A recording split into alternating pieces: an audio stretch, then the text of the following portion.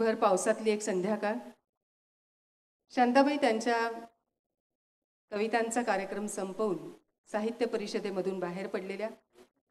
बराच वेळ झाला तरी रिक्षा काही मिळेना. शेवटी एक रिक्षा अशी दिसली की त्यात एकच बाई बसलेल्या होत्या. तेव्हा शांताबाईंनी त्यांना विचारलं, मी येऊ का आतमध्ये? तेव्हा बाईंनी आधी बघून न बघितल्यासारखं केलं, पण पुन्हा एकदा त्यांनी विचारलं, मी येऊ का, पाऊस पडतोय? थोड्याशा नाखुशीनीच बाईंनी परवानगी दिली. सदाशिव पेठेतल्या असतील कदाचित. आणि त्या शांताबाई त्यांच्या शेजारी बसल्या. SP कॉलेज आलं तरी बाईंचा काही मूड बरोबर दिसेना. त्या काही बोलायला तयार होईना. पुढे रिक्षा जातीये आणि बाई आपल्या गप्प बसल्या आहेत. शांताबाई अस्वस्थ होत होत्या, कारण शेजारी एखादी व्यक्ती बसली आणि शांताबाई गप्प बसल्या आहेत असं कधीच झालं नाही. या बाई काहीच बोलत नाहीत. शेवटी त्यांचं उतरायचं ठिकाण आल्यानंतर थोड्याशा शेजारी बसलेल्या बाई त्रासिकपणे असं म्हणाल्या की तुमचा फोन नंबर देऊन ठेवा, घरी नीट पोचलायत की नाही मी विचारेन. शांताबाई तितक्याच हुशार. त्यांनी नुसता फोन नंबर दिला आणि त्या पुढे घरी गेल्या. जरा वेळाने त्या बाईंचा फोन आला की पोचलात का घरी नीट? तेव्हा त्या म्हणाल्या, हो मी पोचले घरी, मी शांता शेळके बोलतीये, तुमच्या रिक्षामधून आले तीच. असं म्हटल्याबरोबर त्या बाईंच्या हातामधून तो रिसिव्हर गळूनच पडला. दुसऱ्याच दिवशी सकाळी थेट त्यांच्या घरी ही बाई गेली आणि खरोखरीच नमस्कार करून म्हणाली की मी चुकले. आणि त्यांच्यानंतर इतकी प्रेमात पडली की त्यांच्यावरती 250 पानाचं पुस्तक तिने लिहिलं. शांताबाईंनीच सांगितलेली खास ही आठवण. खरं तर त्यांच्या आठवणींचा एक गुलदस्ता असा वेगळाच बोलून सुद्धा तयार होऊ शकतो. पण गीतं आणि बोलणं हे सगळं आपल्याला एकत्रित घ्यायचं आहे. त्यांच्या पुढच्या गीताचा आपण आस्वाद घेणार आहोत. मगाशी खास फरमाईश झाली की लावणी हवीच, लावणीशिवाय शांताबाईंच्या रेशीम रेघा क्या बात है.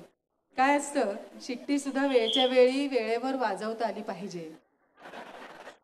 एका कार्यक्रमामध्ये असं झालं की लावणी संपल्यानंतर शुक्रतारा सुरू झालं आणि शिट्टी वाजली. हो, तेव्हा त्या ग्रहस्थांनी उभं राहून कबुली दिली की मगाचपासून प्रयत्न करत होतो पण वाजली शुक्रतारा. त्यामुळे ती वेळच्या वेळी आली, ह्याला फार महत्त्व आहे.